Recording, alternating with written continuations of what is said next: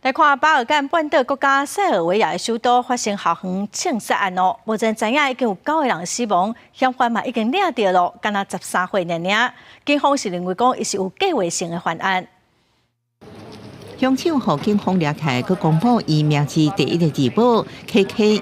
而且伊只有13岁。I dok sam se penjala čula sam zvukove i mislila sam da su to neki dečaci, mislim neka deca bacali petarde i da im je kao bilo zabavno, ali međutim posle se čulo još bliže i taj zvuk je dolazio od ispred škole.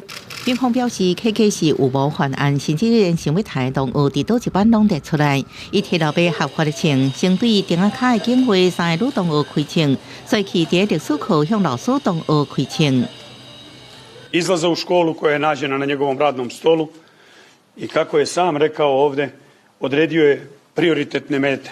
Po razredima škole planirao kako da uđe u koju učionicu. 总统有切实下令全国爱读3天，佮表示 KK 后来向警方自首，因为无成年，被安置伫精神科机构，伊爸母也被抓。KK 成绩袂歹，我希望转到别班，甲3个好朋友斗阵上课。Ali u tom novom razredu, valjda zbog toga što se razlikovao, niko nije hteo da ga prihvati.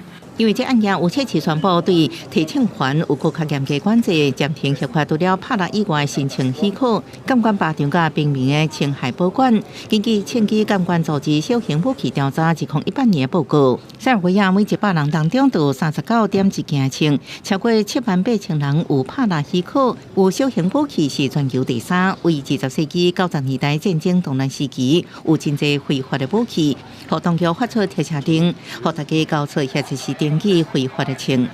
公司新闻，恩文玲编译。